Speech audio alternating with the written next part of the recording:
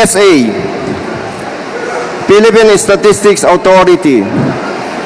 Noong nakaraang hearing po, Joint Committee hearing ng Public Order and Safety and Games and Amusement, nabanggit po ng PSA more than 1,000 Chinese nationals ang falsifikado ang birth certificates.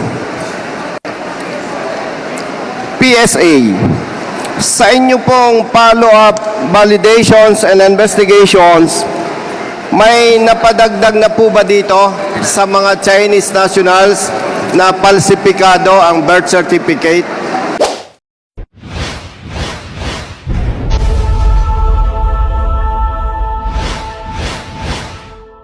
The next interpellator is from the minority, Congressman Busita. And then after Congressman Busita, we'll have a 10-minute lunch break para tuloy-tuloy tayo. And then we will resume after 10 minutes. Thank you, Congressman Busita. You're recognized. Thank you, Mr. Chair. Magandang umaga po sa ating lahat. Mr. Chair, ang POGO po nag-operate since 2017 base sa Executive Order number 13.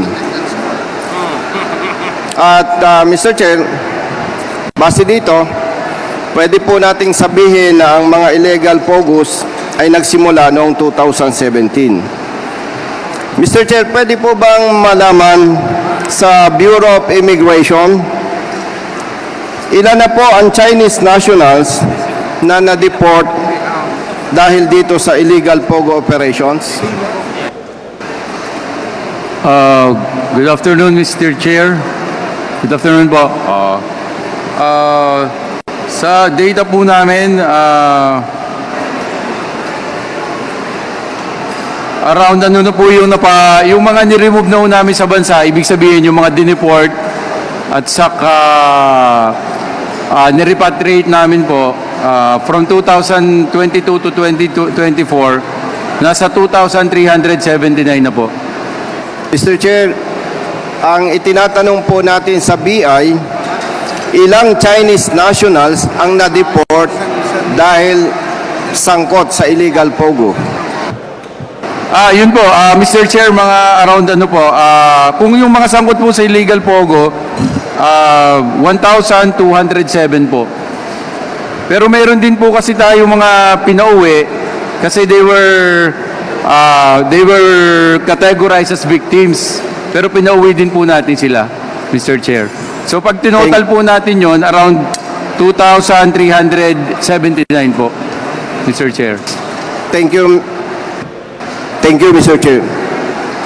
BI, meron pa po bang Chinese nationals under your custody?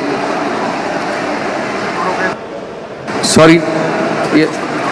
Meron pa po bang Chinese nationals under your custody na may iba pang... Meron pa po. Marami pong Chinese national lang under BI custody. Marami pong mga involved sa illegal POGO na under custody ng BI, at may tinutulungan po kami ng ibang agencies like PAOK to handle their physical custody po, Mr. Chair. So marami po. Pati po marami din po kami mga fugitives na under our custody. Mr. Chair, maaari po bang malaman sa BI ilan itong under custody ng mga Chinese national? Mr. Chair, pwede pong i-check ko lang po sa data namin, pero i-check ko lang po sa data namin para makapagbigay kami ng eksakto, Mr. Chair, kasi last week po alam ko nag-deport lang din po kami. So to give the exact number, mag-submit na lang po kami ng ng specific number, Mr. Chair. Mr. Chair, maaari bang malaman sa BI kailan nila may sasubmit kung ilan ang Chinese na nationals involved in illegal POGOs under their custody? Mr. Chair, we will submit it before the next hearing, Mr. Chair. Before the next hearing po. Ibig po ba sabihin wala tayong data? Napakainit na issue nito. Isang click mo lang, di po ba mabe-verify natin ito, Mr. Chair? Yes, Mr. Chair. If you could give us siguro Mga one hour, i-check ko po namin sa office ngayon, Mr. Chair. So after 1 hour. Yes, yes, sir. Yes, sir. Thank you, Mr. Chair. Thank you, BI. If I may proceed, Mr. Chair. PSA, Philippine Statistics Authority. Noong nakaraang hearing po, Joint Committee hearing ng Public Order and Safety and Games and Amusement, nabanggit po ng PSA, more than 1,000 Chinese nationals ang falsifikado ang birth certificates. PSA, sa inyo pong follow-up validations and investigations, may napadagdag na po ba dito sa mga Chinese nationals na falsifikado ang birth certificate?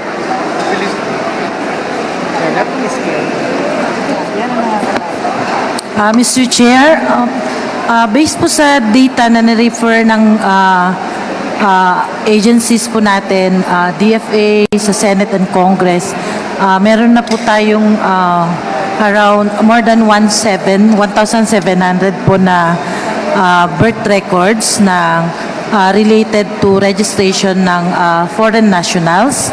And nakapag-imbestiga na po kami ng around 15 na concerned na local civil registry office. So, on the part of the PSA po ay yung mga findings po namin na fraudulent registrations ay blinak na po namin. So, ongoing po ito. Excuse me, PSA. Simple lamang po yung tanong natin. Nagkandak po kayo ng validations and investigations sa mga falsifikado ang birth certificate na Chinese national. Tama po ba? Yes po. Ang tanong po, kung ginawa po ninyo yon, after our previous hearing, ilan na po ang napadagdag sa bilang ng mga ito? Ilan na nadagdag, no? Oo. Yun po, sir. Ang total na?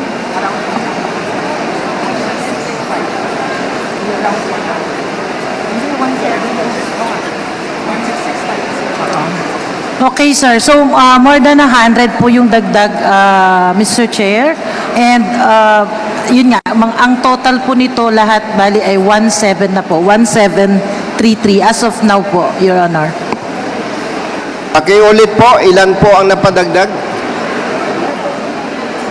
Ngayon po ay 1733.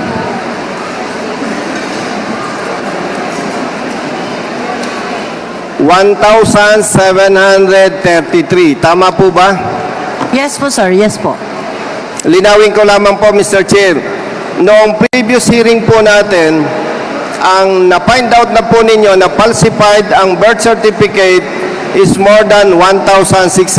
PSA, tama po? Yes po, sir. At ang napadagdag po diyan is more than 1,700. Tama po? Yes, sir. Yes, sir.